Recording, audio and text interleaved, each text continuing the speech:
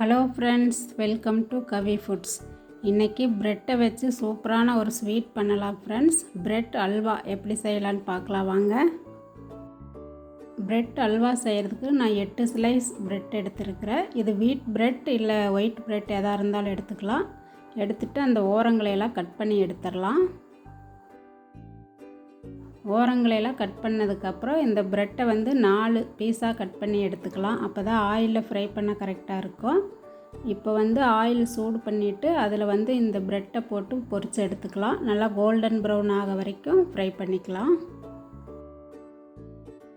தீயை மிதமான சூட்லேயே வச்சுக்கோங்க, இல்லைன்னா கருகிரும். இப்போது ஒரு சைடு ஓரளவுக்கு வெந்துருச்சு. இனி திருப்பி போட்டுட்டு 2 சைடும் ப்ரௌன் ஆனதுக்கப்புறம் எடுத்துடலாம்.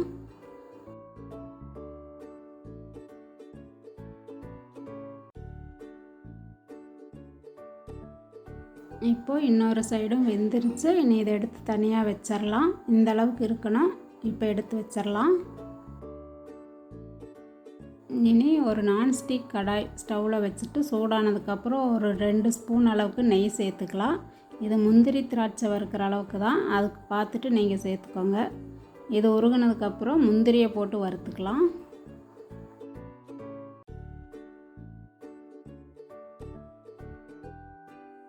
இப்போது முந்திரி வறுபட்டுருச்சு. இனி இதை எடுத்து வச்சுட்டு இதே நெய்யில் திராட்சையும் வறுத்துக்கலாம். முந்திரியும் வறுபட்டுருச்சு. இனி இதை எடுத்து வச்சிடலாம். இனி இதே கடாயில் நான் 1/2 கப் சர்க்கரை எடுத்துருக்கிறேன். இதுக்கு 1 கப் தண்ணி சேர்த்துட்டு இந்த சர்க்கரை கரையிற அளவுக்கு கொதிச்சா சரியாக இருக்கும். பதம் தேவையில்லை. சர்க்கரை கம்மியாகவே சேர்த்துக்கோங்க, ஏன்னா ப்ரெட்டில் ஏற்கனவே சுகர் இருக்கும். பார்த்துட்டு 1/2 கப் சேர்த்தாவே சரியாக இருக்கும். இப்போது சர்க்கரை தண்ணி கொதிச்சிருச்சு. இதுக்கு பதம் தேவையில்லை. அது கொதிச்ச உடனே அந்த வறுத்து வச்ச ப்ரெட்டை சேர்த்துடலாம். சேர்த்து நல்லா கலந்து விடும்போது அந்த தண்ணியில் இதெல்லாம் நல்லா ஊறி கரைய ஆரம்பிச்சிடும். நம்ம அப்படியே கிளறி விட்டுக்கிட்டே இருக்கணும். அந்த மாதிரி வரும்போது இது அல்வா பதத்துக்கு வந்துடும். இப்போ பாருங்கள், நல்லா கரைஞ்சிருச்சு. இந்த மாதிரி வர வரைக்கும் நம்ம கிளறிக்கிட்டே இருக்கணும். இப்போ இதில் 1 டீஸ்பூன் நெய் சேர்த்துக்கலாம். இதில் அதிக நெய் சேர்க்க தேவையில்லை, ஏன்னா ஆயிலில் ஃப்ரை பண்ணதுனால அந்த ஆயிலோட இதே இருக்கும். அதனால் 1 ஸ்பூன் அளவுக்கு நெய் சேர்த்தா சரியாக இருக்கும்.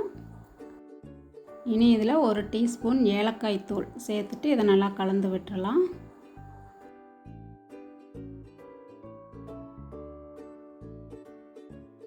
இப்போ நல்லா அல்வா பதத்துக்கு வந்துருச்சு. இனி இதில் வறுத்து வச்ச முந்திரி திராட்சையை சேர்த்து நல்லா கலந்து விட்டுறலாம்.